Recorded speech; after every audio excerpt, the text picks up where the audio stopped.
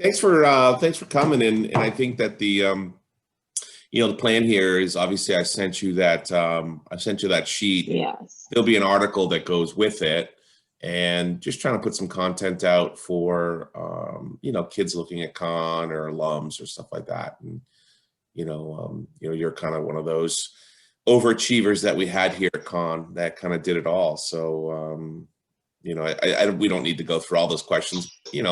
Let's just talk through, like, I know that con was not your first choice, and you told me the story before about you and your dad kind of stopping by, or I don't even remember Yeah. if he stopped by. What would you remember that whole story? Yeah. So yeah, I didn't apply ED to con. I didn't apply ED2 to con. You kept trying to get me to, and I was like, Yeah, I yeah. can't make this decision. But basically my dad had never heard of con. And so when I was applying, like I thought it was a good fit. I had talked to Lindsay Press, who had done computer science, math, sailed, heard good things. But my dad was like, I don't know what this is. Like he wanted me to go to like Roger Williams. And I was like, I don't want to go to Roger Williams. So finally we all got in the car, drove up to con, and he kind of saw the campus. We met with you. He saw the liberal arts thing, but I still could do computer science and math and had all those opportunities. And he was like, oh, okay, this actually is a really good school. He was like, okay, I guess you can go to con. So that was convincing him was the biggest hurdle, but ended up working out. And then I remember your freshman year, they actually you got into a science program, Yeah. and you went away with some classmates before school even started. Do you remember that program?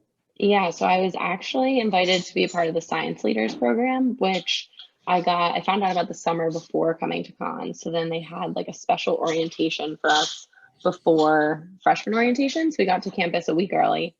I think there were like 15 of us. It was a freshman seminar focused on bioluminescent plankton with Mark Zimmer, which I knew nothing about. And it was a really interesting way to kind of get to know all the sciences across cons. We got to like see the astronomy and Hale Labs and New London Hall and get access to all that kind of before the chaos of freshman orientation. And then I think it was fall weekend. I remember missing a regatta because we got to go to Puerto Rico to actually see the bioluminescent plankton in person, which was a really cool trip with the professors and a few older students doing like honors thesis, and then the freshman group. So that was a really cool opportunity. I think there was another sailor in that group too. Last minute, she added Grace Medley, yeah, Medley. Yeah.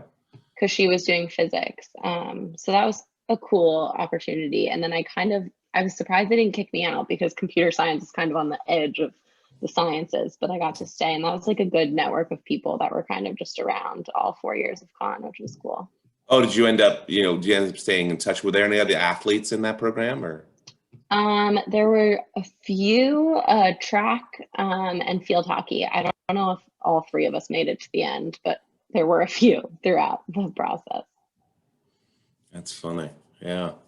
And then you went to Puerto Rico, but then you just, you immersed yourself in computer science. I think you ended up becoming a TA. Yeah, so I took computer science my freshman fall with Professor Chung, and she ended up being my advisor. And I am a huge sports fan, and she had worked with Major League Baseball like right out of college and developed like the software that does the strike zone, worked on that, and I thought that was the coolest thing ever. Loved the class, and kind of just like dove in from then on, and didn't declare my major because I hate making decisions, but took all the classes, and then ended up becoming a TA for the beginner classes. And then by senior year, I was one of the head TAs, like coordinating all of the TA sessions and programs, and fun because I got to help younger sailors learn to love computer science too, which was fun. I remember we were someplace, and I was actually with, I think we were driving back from Dartmouth, and the boys in the back had all decided that they were going to have me call you because they wanted the study session to be changed. And, Yes, they this presented sounds this right. to me as I'm driving. I'm like, I don't think we should ask Charlotte to move it. It I'm was like, just I don't the want to get Sunday. involved. The Sunday sessions would always be like 5 to 7, but it was always so close getting home from regattas, but it's hard to find people to want to work Sunday nights. So Yeah, I think it works. instead they would just come to my dorm room and beg me to help. So that's how that would go. That's what I said. I'm like, well, why don't you just go after, try to make a TA session if we make it. If Yeah. not, then, I'm sure you could just go knock on your dorm room. Yeah. My favorite memory, not one of my favorite, one of my first memories when I was coaching your freshman year. It wasn't a great, sailing event for you, but you had flipped at the single-handed New England's, and Yes. you were so upset at yourself, and you could just tell. Again, that was a kind of a coaching moment where I'm like, oh, you know what, she really does want this and will work really hard for it. But I just remember dragging you back in the boat, and you ended up having a couple good races after that. But it was I flipped a lot freshman year, but I remember that one. It was freezing. I was more disappointed to be in the water. 20. The fog came in. We lost the course at one point. Yeah. Oh, that was pretty funny. Single-handed was always a traumatic event, I feel like. Well, your sophomore year, you qualified for nationals. Do you remember that regatta? That was another. That was a fun regatta. That was a crazy regatta. That was on Saturday. We got a tour of Boston with you because there was no sailing because it was too windy. We went and got chowder, and it was like a very fun, kind of relaxing but stressful day because I think Haley, Allie, and I were like, "Are they actually going to make us sail?" Yeah, we're going to sail tomorrow. Exactly. No, I taught you how to check the power steering fluid in the van. Yes, we had some car lessons. It was a real learning experience. And then Sunday, I remember you were like, "Okay, we're going sailing," and we all were like, "Are you sure we're going sailing?" And then you were like, "Come on, it's just 3 races. Like 3 races are regatta. 3 races and we're done." And we go and we do 3, and I'm so exhausted, but I knew I was qualifying. And you're like, "Well, we're gonna do another." And I was like, "But you said 3." Well, it's funny, Allie. I remember that too because Allie was in probably second or third in the first race, and she flipped downwind. Yeah. So long to get in the boat, she was gassed for the rest of the day. Like a 2-day event, both of you were qualified, but it was like she was so gassed for a couple hours. Yeah, no, that was a day. I also just remember at the end of freshman year, in going back to flipping at single-handed, I flipped in double-handed a few times too. I remember at Yale, Con, and you sat me down in your office and were like, "Charlotte, you need to stop flipping. And if you're gonna flip, you need to be able to get it back up by yourself." Yeah, I feel like I talk to. There's always a point in someone's career where it's like, okay, you can't go upside down anymore. Just please stop. You've done it enough. Do you remember when you were a freshman? You won B division at those New England's with Alex Israel, and this day, she's someone that you were a freshman, she was a senior, and I know you guys are still close.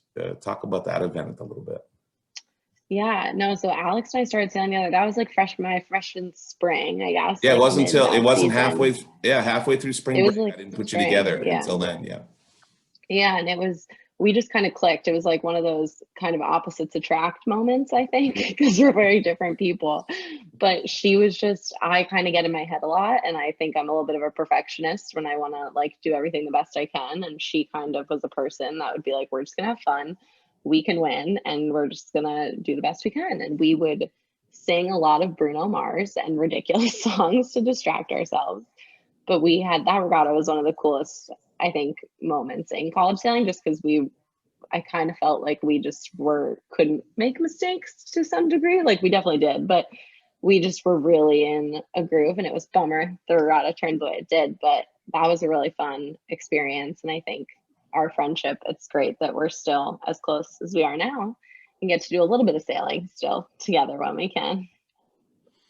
Yeah, I mean, I think that when we lost that group, we were kind of back to the beginning, and your group, coming in, I knew that we were going to build a program around you, and then that process took us, it took us a little longer than we expected, right? I mean, but your senior year, we definitely came to a point where we felt really comfortable.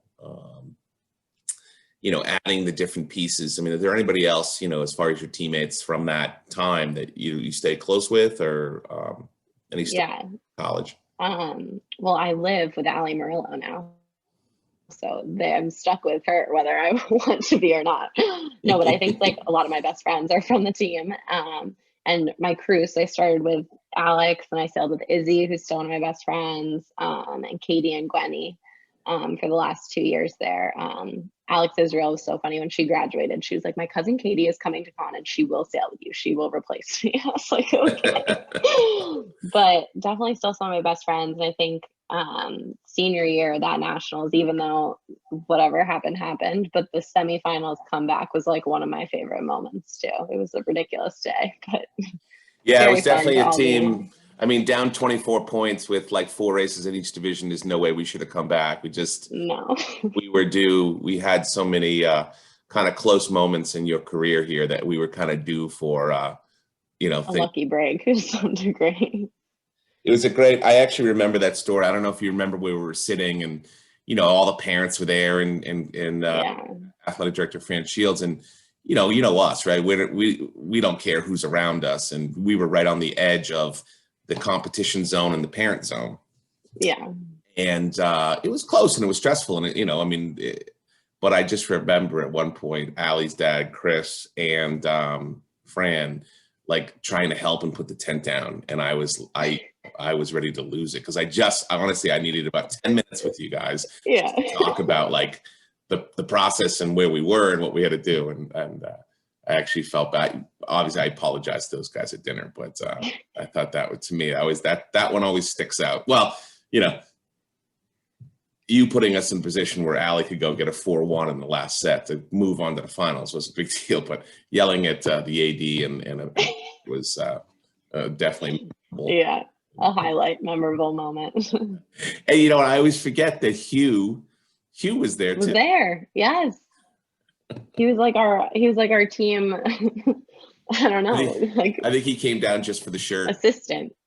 The shirt, and I think just the nice weather. It was warmer Oh, than that's it right, was up in because New you know England. what? Emily was having Finn. Yes, the baby was born. Yeah, It was, we had got. yeah, Oh, that's right. that same day. That's right. It's funny.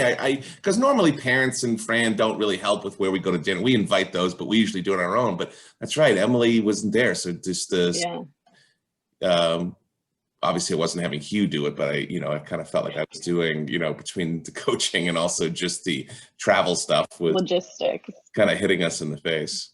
Yeah. So what's your official title now? I mean, are you the president of this company you work for yet, or? Not yet. It's on the roadmap, maybe one day. So I actually am getting promoted effective January 1, so that's exciting. So my title is associate. I used to be an analyst, but I'm a software engineer at BlackRock. So I started in a rotational program that was 2 years, where I got to try 4 different teams for 6 months each to kind of get a feel for different team dynamics, different like software, different applications, which me and my decision making. So that was like the perfect sign me up kind of thing, which ended up being a really great learning experience. And then at the end of the 2 years, you kind of get to pick the team you end up on. So I ended up staying on my 4th team because I enjoyed it so much. And so I'm about 6 months into that permanent position. That sounds like you just didn't make a decision and you ended up. No, I did. It really was my first choice. But logistically, definitely easier to stay than move. I remember I think it might have been your junior summer. You applied and you got that national internship with this company. What would you tell students, on how to get themselves ready, to leave con and actually become a member of society? So I guess I would say like don't I feel like everyone stresses about getting a job like so early, like in January, February of your senior year. Everyone's like, you don't have a job yet? Like, what the heck? And that's really stressed me out. And so my internship was in cybersecurity my junior, senior summer in Manhattan. And that was like a great way to kind of step off the con bubble, I would say. But I didn't love cybersecurity as much as I thought I would. So I wanted to go more the software engineering route. So then I remember senior spring interviewing, like applying to a ton of places, and it was like spring break time. And I had kind of just sent a bunch of applications out. And like during the week in Maryland, I got like all these responses. And I was like, of all times for people to want to chat, like we are sailing from 9 a.m. to 5 p.m. and I don't have It was time to pretty get good. That spring break was pretty cold. I think it snowed. I think it's it snowed, it was freezing, we were exhausted. And I remember BlackRock emailing being like, can you be in California in San Francisco for an interview at 8 a.m. on Friday? And it was like Wednesday. And I remember just reading the email and they followed up because I didn't respond because we were on the water. And so I remember like going to you and Emily being like, what do I do? All I have is sweatpants to my name. Like, you're like, we could maybe get you to Baltimore, like ridiculous. So I ended up doing everything virtually, which now is kind of the norm, I guess, but then was not. And it really, we got back to campus like Sunday, and I think I did it Monday morning from the library. I'll never forget yeah, that. yeah. Well, It's it's like funny that I remember that quick whole turnaround. conversation about virtual, and I'm like, well, I know they want to interview, but there's no way to get you there. It And was 0 way. 99% of the stuff is probably done virtually, and only 1% is Yeah, done. I mean, maybe that'll change. yeah. Maybe that'll change in a But couple. now with how much Zoom is used, definitely more normal now, I would say. But that was Yeah. kind of just one of those, this is going to happen if it's meant to be kind of moments. And it ended up working out quite nicely. But I would say, I think like I work at a finance company and I do software engineering, and I did not go to a big engineering school. I didn't like study finance at all. So I think like for con students, the liberal arts, I can speak English, education is like really, really valuable these days. And like more and more people that are hired at my company, I feel like have a similar background to me, which is cool. There's a girl who I just talked with yesterday from Middlebury, and like there's another Camel that I spoke to recently who interned and then accepted an offer and started in August.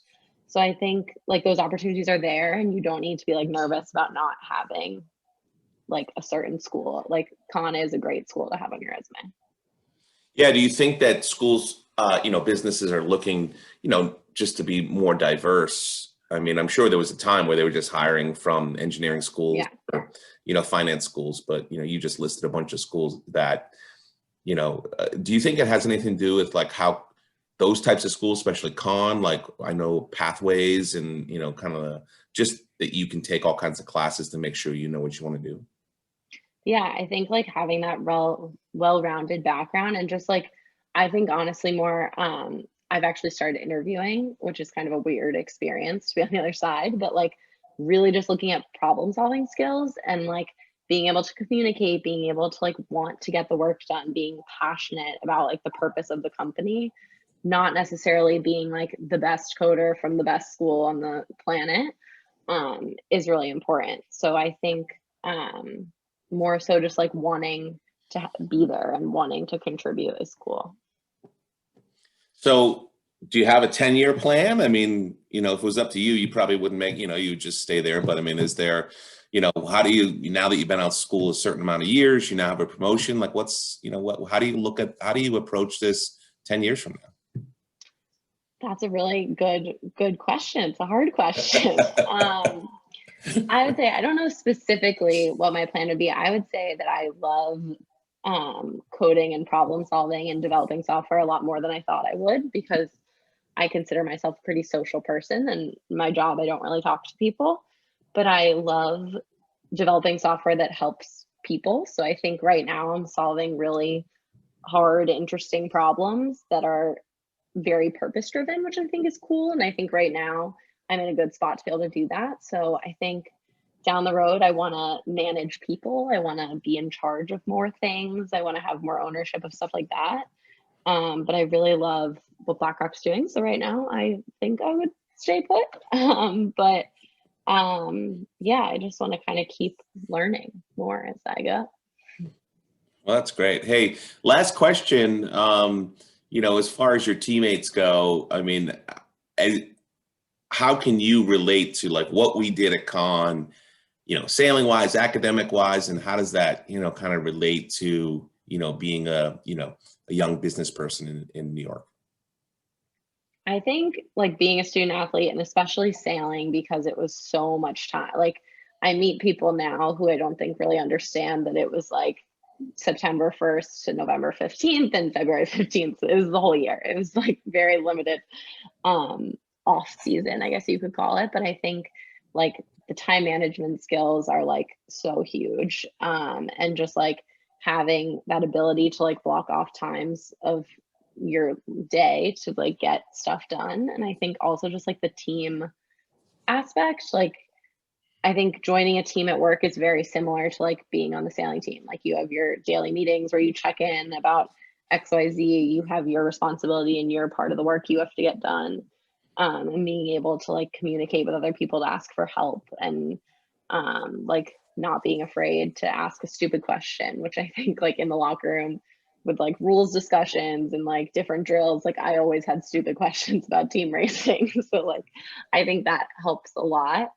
And then just like the friendships, like it's cool how many people from camel sailing are in New York that I see all the time, which is, I think, eases into the transition of the big city.